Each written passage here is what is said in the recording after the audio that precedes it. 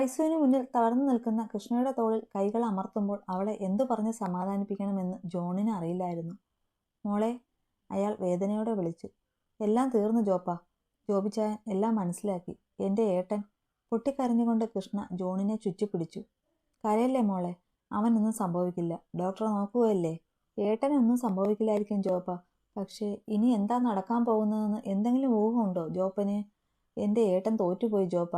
എല്ലാവരെയും സ്നേഹിച്ചും വിശ്വസിച്ചും ആ പാവം തോറ്റുപോയി. കൃഷ്ണ ജോണിൽ നിന്ന് വിട്ടുമാറി മുഖം പൊട്ടിക്കരഞ്ഞു. അവളെ എന്തു പറഞ്ഞ് സമാധാനിപ്പിക്കണം എന്നും പോലും അറിയാതെ ജോൺ ധർമ്മസങ്കടത്തിലായി. ഞാനൊന്ന് തീരുമാനിച്ചു ജോപ്പ. നാളെ ഞാൻ കുരിശിങ്കൽ വരും. എല്ലാ സത്യങ്ങളും നാളത്തോടെ എല്ലാവരും അറിയിക്കണം എനിക്ക്. ഇനി ഒന്നും മറച്ചു വെച്ചിട്ട് ഒരു കാര്യവുമില്ല. എല്ലാവരുടെയും മുന്നിൽ വെച്ച് തന്നെ എനിക്ക് ജോയോട് എല്ലാം തുറന്നു പറയണം. അവനെ ഞാൻ വിളിച്ചിട്ടുണ്ട്. ഇവിടേക്ക് വരുമ്പോൾ തന്നെ അവനെല്ലാം മനസ്സിലാക്കണം. ഇനിയും നീട്ടിക്കൊണ്ട് പോകാൻ കഴിയില്ല ജോപ്പ. അതെൻ്റെ വയറ്റിൽ വളരുന്ന കുഞ്ഞിന് ദോഷം ചെയ്യും. എൻ്റെ കുഞ്ഞിന് എല്ലാവരും വേണം. അതെനിക്ക് നിർബന്ധമാണ്. കൃഷ്ണ പറഞ്ഞതൊക്കെ ഒരു ഞെട്ടലോടെയാണ് ജോൺ കേട്ടു നിന്നത്. മോളെ, നീ എന്ത് അവിവേകമാണ് കാണിക്കാൻ പോകുന്നത്? കുരിശിങ്കലേക്ക് നീ വന്ന കാര്യങ്ങൾ നമ്മൾ വിചാരിക്കുന്നതിലും കൂടുതൽ കുഴപ്പത്തിലാകും. എൻ്റെ മകനാണെങ്കിലും ജോയിച്ചന് ഒരിക്കലും അവൻ്റെ വല്യപ്പച്ചൻ്റെ പറയുന്നതിനപ്പുറം പോകില്ല. എല്ലാവരുടെയും മുന്നിൽ നാണം കെട്ട് നിൽക്കേണ്ടി വരും നിനക്ക്. നമുക്ക് വേറെന്തെങ്കിലും വഴി നോക്കാം. ജോൺ അവളെ പിന്തിരിപ്പിക്കാൻ ശ്രമിച്ചു. ഇല്ല ജോപ്പ, ഞാൻ തീരുമാനിച്ചു കഴിഞ്ഞു എല്ലാം. ഇനി അതിൽ നിന്ന് കൃഷ്ണ പിന്മാറില്ല. പോകുമെന്ന് പറഞ്ഞാൽ ഞാൻ പോയിരിക്കും. എന്തു വന്നാലും അത് നേരിടാൻ ഞാൻ തയ്യാറാണ്. ജോപ്പൻ പേടിക്കണ്ട. ഒരിക്കലും ഞാൻ ആരുടെയും മുന്നിൽ ജോപ്പനെ കാട്ടിക്കൊടുക്കില്ല. അയാളെ നോക്കിയൊന്ന് പുഞ്ചിരിക്കാൻ ശ്രമിച്ചുകൊണ്ട് അവൾ ഭിത്തിയിൽ ചാരി കണ്ണുകൾ അടച്ചു നിന്നു. ഇനി എന്തു പറഞ്ഞാലും അവൾ തീരുമാനത്തിൽ നിന്ന് പിന്മാറില്ലെന്ന് ഉറപ്പുള്ളത് കൊണ്ട് തന്നെ ജോൺ പിന്നെ ഒന്നും പറഞ്ഞില്ല. ഈ രാത്രി നീ എങ്ങോട്ടാ ജോയിച്ച? തറവാട്ടിൽ നിന്ന് പുറത്തേക്ക് പോകാൻ ഇറങ്ങുന്ന ജോയലിനെ തടഞ്ഞുകൊണ്ട് ജോബിൻ അവൻ്റെ മുന്നിൽ കയറി നിന്നു. ഇച്ചായനെ അറിഞ്ഞില്ലേ? നമ്മുടെ കാശിക്ക് എന്തോ ആക്സിഡന്റ്. ഞാൻ ഹോസ്പിറ്റലിലേക്ക് പോകാൻ ഇറങ്ങിയതാ. ഇച്ചായൻ പോയിട്ടുണ്ടാവും എന്നാ കരുതിയത്. ഏത് ഹോസ്പിറ്റലിലേക്കാണ് നീ പോകുന്നത്? ജോബിൻ ശാന്തമായി തന്നെ ചോദിച്ചു. അത് കൃഷ്ണ വിളിച്ചിരുന്നു. ഹോസ്പിറ്റൽ ഏതാണെന്ന് പറഞ്ഞില്ല. നാട്ടിലേതെങ്കിലും ഹോസ്പിറ്റലാകും. ഞാൻ പോകുന്ന വഴി വിളിച്ചോളാം. നീ ഇപ്പോൾ എവിടേക്കും പോകുന്നില്ല ജോയിച്ചാ? ജോയൽ പറഞ്ഞതിന് മറുപടി പറയാതെ ഇത് മാത്രം പറഞ്ഞുകൊണ്ട് അവൻ്റെ കയ്യിൽ പിടിച്ച് വലിച്ച് ജോബിൻ അവനെ മുകളിലത്തെ റൂമിലേക്ക് കയറ്റി. എന്നതാ ജോബിച്ചായി കാണിക്കുന്നത്? എന്നെ വിട്, എനിക്ക് പോണം. ഇച്ചായൻ ഇതെന്നാ പറ്റി? ജോബിൻ്റെ കൈ കുടഞ്ഞെറിഞ്ഞുകൊണ്ട് ജോയൽ പുറത്തേക്ക് പോകാൻ തുടങ്ങി. അടുത്ത നിമിഷം കയ്യിൽ പിടിച്ച് തിരിച്ചു നിർത്തി അവൻ്റെ കവിളിൽ കൈവീശി അടിച്ചു ജോബിൻ. ജോബിൻ്റെ അടിയിൽ ഞെട്ടിക്കൊണ്ട് ജോയൽ കവിളിൽ കൈവച്ചു പോയി. ഇച്ചായ! ജോയൽ വിശ്വസിക്കാനാകാതെ വിളിച്ചു. എങ്ങോട്ടേക്കാ നിനക്ക് പോകേണ്ടത്? നിന്നെ ചതിക്കുന്ന ആ മോൻ്റെ അടുത്തേക്കോ? ഈ പടി കടന്ന് പുറത്തിറങ്ങിയാൽ നിന്നെ ഞാൻ... ജോബിൻ്റെ വാക്കുകൾ തറഞ്ഞു നിന്നുപോയി ജോയൽ. കൃഷ്ണയും നീയുമായി എന്താ ബന്ധം? ജോബിൻ്റെ ചോദ്യത്തിൽ ജോയൽ ഞെട്ടി. എന്താ, ഉത്തരമില്ലേ നിനക്ക്? മിണ്ടാതെ നിൽക്കുന്ന ജോയലിനെ നോക്കി ജോബിൻ അലറി. ജോയലിൻ്റെ ഞെട്ടിയുള്ള നിൽപ്പ് കണ്ട് ജോബിൻ കയ്യിൽ കരുതിയിരുന്ന ഫോട്ടോസ് ജോയലിൻ്റെ മുഖത്തേക്ക് എറിഞ്ഞു കൊടുത്തു. അത് ഓരോന്നായി നിലത്തേക്ക് ചിതറി വീണു. നിലത്ത് കിടക്കുന്ന ഫോട്ടോകൾ ഒന്നിലേക്ക് ജോയൽ നോക്കി. അതിലുള്ളത് താനും കൃഷ്ണയുമാണെന്ന് ജോയൽ തിരിച്ചറിഞ്ഞു. ജോബിനെല്ലാം മനസ്സിലാക്കിയെന്ന് അവൻ ഊഹിച്ചു. അവൻ്റെ മുഖത്ത് നോക്കാൻ കഴിയാതെ ജോയൽ തല താഴ്ത്തി. എന്താ, നിന്റെ നാവിറങ്ങിപ്പോയോ ജോയൽ? നിനക്കെന്ത് മറുപടിയാണ് നിനക്ക് പറയാനുള്ളത്? ജോബിൻ്റെ ചോദ്യം കേട്ടിട്ടും ജോയൽ മിണ്ടിയില്ല. പുച്ഛം തോന്നുന്നു ജോയൽ എനിക്ക് നിന്നോട്. ഈ കുടുംബത്തെ തകർക്കാൻ ഒരുമ്പെട്ട് ഇറങ്ങിയവളെ തന്നെ വേണമായിരുന്നു അല്ലേ നിനക്ക് പ്രണയിക്കാൻ? ജോബിൻ്റെ പുച്ഛം കലർന്ന വാക്കുകളിൽ ഞെട്ടിക്കൊണ്ട് ജോയൽ തല ഉയർത്തി നോക്കി. അവൻ്റെ സംശയത്തോടെയുള്ള നോട്ടം കണ്ട് റയാൻ പറഞ്ഞ കാര്യങ്ങൾ ഓരോന്നായി ജോബിൻ ജോയലിനെ അറിയിച്ചു. കേട്ടതൊന്നും വിശ്വസിക്കാൻ കഴിയാതെ തറഞ്ഞു നിന്നുപോയി ജോയൽ. ഒപ്പം കൃഷ്ണയോടും കാശിയോടും അവന് വല്ലാത്ത ദേഷ്യവും വെറുപ്പും തോന്നി. ഇപ്പം മനസ്സിലായോ നിനക്ക് നിന്റെ മുന്നിൽ അവൾ കെട്ടിയാടിയ പ്രണയനാടകം എന്തിനായിരുന്നു എന്ന്? ഞാനും നീയും ജെസ്സിയും എല്ലാം ചതിക്കപ്പെട്ടു ജോയൽ. അവർ നമ്മളെ ചതിച്ചു. കൊന്നു തള്ളാൻ തീരുമാനിച്ച ഞാൻ പോയത്. പക്ഷേ ചെയ്തില്ല. അവൻ ജീവനോടെ വേണം. വല്യപ്പച്ചനെ അവൻ എങ്ങനെയാ തകർക്കാൻ പോകുന്നതെന്ന് എനിക്കും ഒന്ന് കാണണം. ജോബിൻ്റെ കണ്ണുകളിൽ പക നിറഞ്ഞു. ഇതോടെ നിർത്തിക്കോ കൃഷ്ണയുമായുള്ള എല്ലാ ബന്ധവും. ജെസ്സിയോട് ഞാൻ എല്ലാം പറഞ്ഞിട്ടുണ്ട്. പക്ഷേ കാശിയെ മറക്കാൻ അവൾ തയ്യാറല്ല പോലും. അവൻ മാണിക്യശ്ശേരിയിലെ വിത്താണെന്ന് അവൾക്ക് നേരത്തെ അറിയാമായിരുന്നു എന്ന്. എന്തോ കൈവശം കൊടുത്ത് മഴക്കിയിരിക്കുക ആ മോനവളെ. ജോബിൻ പക നിറഞ്ഞ പെരുമാറ്റത്തിന് മുന്നിൽ കൃഷ്ണയുടെ കഴുത്തിൽ താലി കെട്ടി അവളെ സ്വന്തമാക്കിയ കാര്യം കൂടി പറയാൻ ജോയലിന് തോന്നിയില്ല. അവനത് ഉള്ളിൽ തന്നെ ഒതുക്കിക്കൊണ്ട് തിരികെ റൂമിലേക്ക് പോയി. റൂമിൽ കയറി കയ്യിൽ കിട്ടിയതെല്ലാം ജോയൽ ഒരു ഭ്രാന്തനെ പോലെ വാരി എറിഞ്ഞു പൊട്ടിച്ചു. കൃഷ്ണ തന്നെ ചതിക്കുമായിരുന്നു എന്ന തോന്നൽ അവനെ ഒരു ഭ്രാന്തനാക്കി മാറ്റി. അവൾ തന്നെ ചതിക്കില്ലെന്ന് മനസ്സ് പറയുമ്പോഴും അവൻ്റെ തലച്ചോർ അതിനെ ശക്തമായി എതിർത്തുകൊണ്ടിരുന്നു. താൻ പ്രാണനെപ്പോൾ സ്നേഹിക്കുകയും ബഹുമാനിക്കുകയും ചെയ്യുന്ന വല്യപ്പച്ചനെ തകർക്കാൻ ശ്രമിക്കുകയാണെന്ന് കൃഷ്ണയും കാശിയും എന്ന് ജോബിൻ പറഞ്ഞത് മനസ്സിൽ വരുംതോറും കൃഷ്ണയോട് അടക്കാൻ കഴിയാത്തത്രയും ദേഷ്യം തോന്നുന്നുണ്ടായിരുന്നു ജോയലിന്. ആ രാത്രി പലതവണ കൃഷ്ണയുടെ കോൾ അവനെ തേടിയെത്തിയെങ്കിലും അവൻ ആ കോളുകൾ വെറുപ്പോടെ കട്ട് ചെയ്തു. അവസാനം ഫോൺ സ്വിച്ച്ഡ് ഓഫ് ചെയ്തു വെച്ചു. ഉറക്കമില്ലാത്ത ആ രാത്രി തള്ളി നിൽക്കുമ്പോൾ അവൻ അറിഞ്ഞിരുന്നില്ല തൻ്റെ ജീവന്റെ തുടിപ്പിനെയും വയറ്റിൽ ചുമന്ന് തൻ്റെ പ്രാണനായിരുന്നവൾ അവൻ്റെ വരവിനായി കാത്തിരിക്കുകയാണെന്ന്. നേരം വെളുക്കുമ്പോൾ ജോണിനോട് പറഞ്ഞതുപോലെ കൃഷ്ണ കുരിശിങ്കൽ തറവാടിൻ്റെ മുറ്റത്തുണ്ടായിരുന്നു. ജോയൽ പരിസരം പോലും മറന്ന് അതിലേക്ക് തന്നെ നോക്കി നിന്നു. കൃഷ്ണ കൈകളിൽ കൊടുത്തുവച്ച പ്രഗ്നൻസി കിറ്റിയിലെ 2 ചുവന്ന വരകൾ അവനെ കൊല്ലാതെ കൊല്ലുന്നത് പോലെ ജോയലിന് തോന്നി. അവൾ പോയ വഴിയെ നോക്കി ചങ്കുപൊടിയുന്ന വേദനയോടെ നിന്നവൻ. നിങ്ങളിപ്പോൾ ചെയ്ത തെറ്റിന് ഈ ജന്മം ജെസ്സി നിങ്ങൾക്ക് മാപ്പ് തരില്ല ജോയിച്ചായ. ഞാൻ മനസ്സിലാക്കിയതിൻ്റെ 3% പോലും നിങ്ങൾ അവളെ മനസ്സിലാക്കിയിട്ടില്ല. നിങ്ങളെ അന്ധമായി സ്നേഹിച്ചതിന് അവൾക്ക് നിങ്ങൾ കൊടുത്ത പ്രതിഫലം നന്നായിട്ടുണ്ട്. ആ പാവം പെണ്ണിൻ്റെ കണ്ണുനീർ ഈ മുറ്റത്ത് വീണിട്ടുണ്ടെങ്കിൽ നിങ്ങൾ അതിന് കണക്ക് പറഞ്ഞേ മതിയാവൂ. ഈ ജന്മം ആ പാവത്തിൽ നിന്നൊരു മോചനം നിങ്ങൾക്ക് കിട്ടില്ല. നിങ്ങളിപ്പോൾ പറഞ്ഞതും ചെയ്തതുമായ കാര്യങ്ങളോർത്ത് ഒരു നാൾ നിങ്ങൾ പശ്ചാത്താപിക്കും. ഇത് നിങ്ങൾക്കും ബാധകമാണ് ജോബിച്ചായ. അവളുടെ ഈ അവസ്ഥയ്ക്ക് നിങ്ങളും ഒരു കാരണക്കാരാണ്. തൻ്റെ ചങ്ക് പറഞ്ഞു പോകുന്നത്ര വേദന തോന്നിയിട്ടും ഇത്രയെങ്കിലും പറയാതിരിക്കാൻ ജെസ്സിക്ക് കഴിഞ്ഞില്ല. കലങ്ങിയ കണ്ണുകളോടെ 2 പേരോടുമായി പറഞ്ഞുകൊണ്ട് അവൾ വേഗത്തിൽ അകത്തേക്ക് കയറിപ്പോയി. മിന്നുകെട്ടി അവളെ സ്വന്തമാക്കിയപ്പോഴെങ്കിലും ഈ ഇച്ചായനെ നിനക്ക് ഓർമ്മയില്ലായിരുന്നില്ലേ ജോയിച്ചാ? ഞാൻ നിനക്ക് അത്രയ്ക്ക് അന്യനായി പോയോ? അത് ചോദിക്കുമ്പോൾ ജോബിൻ്റെ ശബ്ദം വല്ലാതെ ഇടറിയിരുന്നു. ഇച്ചായ ഞാൻ... വേണ്ട ജോയിച്ചായ, ഒന്നും കേൾക്കണ്ട എനിക്ക്. തോൽപ്പിച്ചു കളഞ്ഞു എന്നെ എല്ലാവരും ചേർന്ന്. കൂടപ്പിറപ്പുകളും കൂടപ്പിറപ്പായി കണ്ടവന്മാരും എല്ലാവരും ചതിച്ചു ജോബിനെ. തൻ്റെ നിറഞ്ഞു വരുന്ന കണ്ണുകളെ വാശിയോടെ തുടച്ചു നീക്കിക്കൊണ്ട് ജോബിൻ അകത്തേക്ക് പോയി. തൻ്റെ കയ്യിലെ പ്രഗ്നൻസി കിറ്റ് മുറുകെ പിടിച്ചുകൊണ്ട് ജോയൽ കണ്ണുകൾ മുറുകെ അടച്ചു പിടിച്ചു. കൃഷ്ണയുടെ വാക്കുകൾ കാതിൽ മുഴങ്ങിയതും ഒരു ഞെട്ടലോടെ ജോയൽ കണ്ണുകൾ വലിച്ചു തുറന്നു.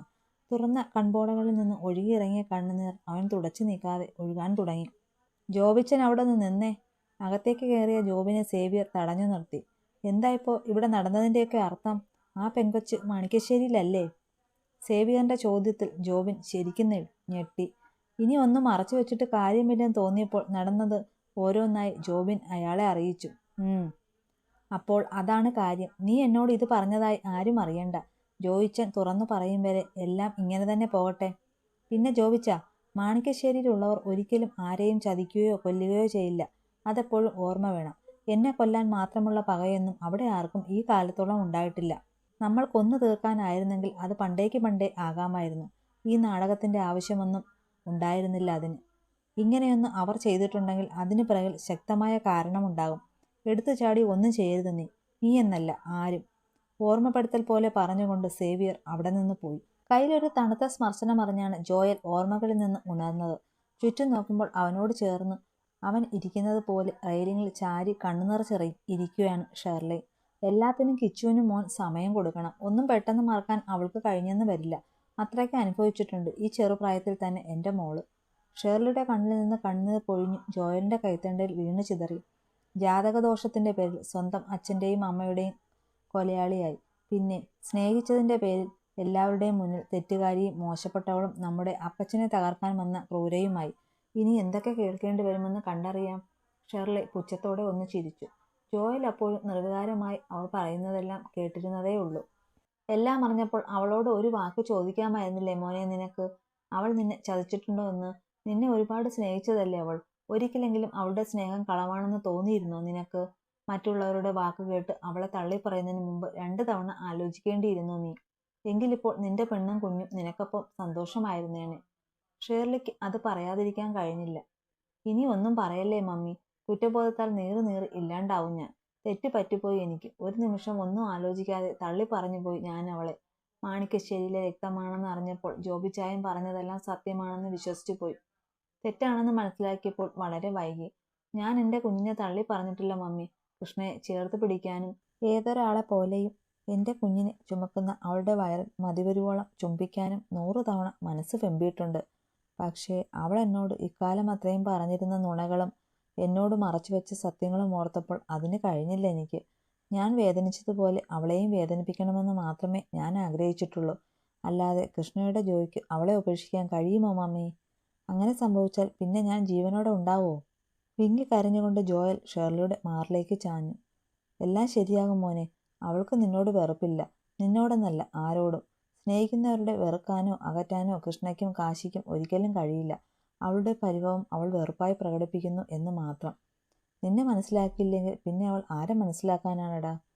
ഷെർലി ജോയലിന്റെ മുടിക്കുള്ളിലൂടെ കൈകടത്തി കുടഞ്ഞു. അവരുടെ വാക്കുകളിൽ ജോയലിന് ചെറിയ ആശ്വാസം തോന്നി. അവൻ എഴുന്നേറ്റ് കണ്ണുകൾ തുടച്ചുകൊണ്ട് ബാൽക്കണിയിൽ നിന്ന് റൂമിലേക്ക് ഇറങ്ങി. നീ എങ്ങോട്ടാ ജോയിച്ചാ? അവന്റെ പോക്ക് കണ്ട് ഷെർലി പുറകിൽ നിന്നും വിളിച്ചു ചോദിച്ചു. വല്യപ്പച്ചൻ്റെ അടുത്തേക്ക്. പിണക്കം മാറ്റണം. ജോയൽ എന്തോ തീരുമാനിച്ചതുപോലെ പറഞ്ഞു.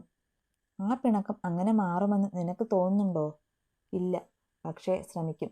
പശ്ചാത്തപിക്കുന്ന പാപിയോട് ക്ഷമിക്കണമെന്നല്ലേ തമ്പുരാൻ പറഞ്ഞിരിക്കുന്നത്? ഞാനപ്പോൾ പശ്ചാത്തപിക്കുന്ന പാപിയാണ് മമ്മി.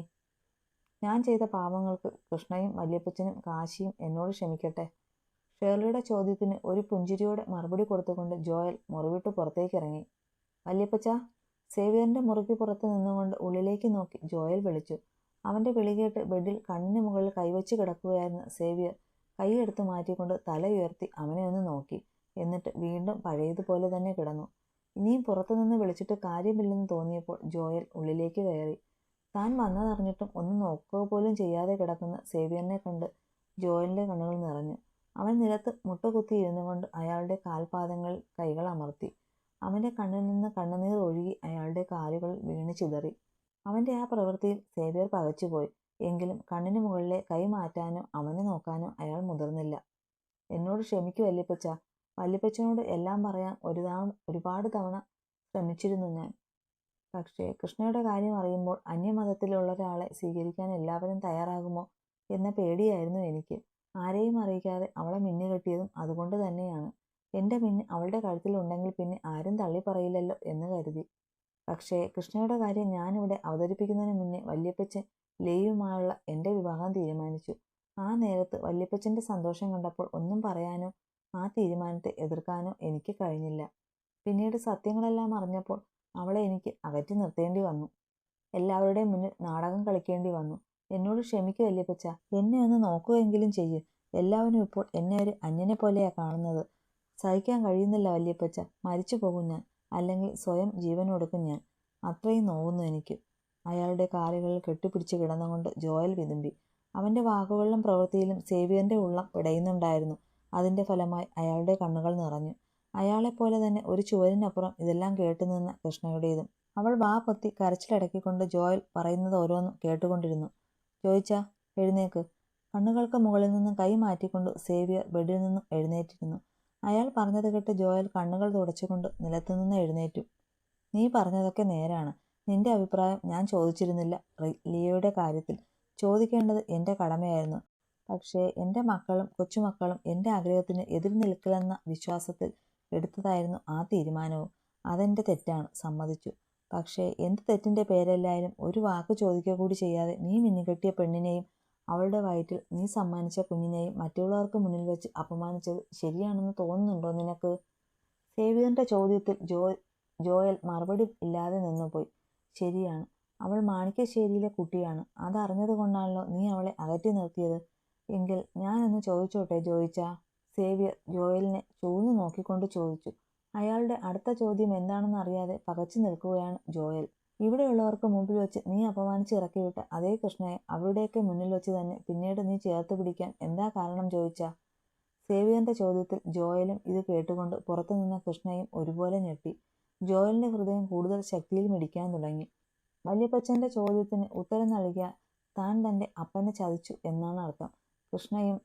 കൃഷ്ണയുടെ അച്ഛനും അപ്പനും തമ്മിലുള്ള ബന്ധമറിഞ്ഞാൽ വല്യപ്പച്ചൻ എങ്ങനെ പ്രതികരിക്കുമെന്ന് ഊഹിക്കാൻ കഴിയില്ല. താൻ ഇതിന് എന്ത് മറുപടിയാണ് കൊടുക്കേണ്ടത്? ജോയലിന്റെ മനസ്സ് അവനോട് തന്നെ ചോദിച്ചുകൊണ്ടിരുന്നു. അവൻ എന്ത് മറുപടിയാണ് പറയാൻ പോകുന്നതെന്നറിയാതെ പകച്ചു നിൽക്കുകയാണ് കൃഷ്ണയും. എന്താ ചോദിച്ചാ? എൻ്റെ ചോദ്യത്തിന് നിന്റെ പക്കൽ ഉത്തരമില്ലേ? സേവ്യറിന്റെ ശബ്ദം കടുത്തു. അത് വല്യപ്പച്ച. കൃഷ്ണ അല്ല, കുഞ്ഞിനെ ഓർത്തിട്ടാ അവളെവിടെ കയറാൻ അനുവദിച്ചത്. അയാളുടെ ചോദ്യത്തിന് ഒന്നും ഞെട്ടിക്കൊണ്ട് ജോയൽ വായിൽ വന്നൊരു നുണ പറഞ്ഞു. അവന്റെ മറുപടി കേട്ട് സേവ്യർ പുച്ഛത്തോടെ ഒന്ന് ചിരിച്ചു. കൃഷ്ണ നെഞ്ചിൽ കൈവച്ച് ശ്വാസം വലിച്ചു വിട്ടു. നീ പോകാൻ നോക്കൂ ജോയിച്ചാ. ഇവിടെയുള്ള ഒരാളെ പോലും എനിക്കിപ്പോൾ വിശ്വാസമില്ല. ആരും പറയുന്ന ഒരു കാര്യവും ഞാൻ വിശ്വസിക്കില്ല. എന്നിൽ നിന്ന് മറക്കാൻ നിങ്ങൾക്ക് ഒരുപാടുണ്ട്. കാലം അതെനിക്ക് മുന്നിൽ തുറന്നു കാട്ടിത്തരും. അതുവരെ ഇങ്ങനെ പോട്ടെ. എനിക്ക് ആരോടും ദേഷ്യമില്ല.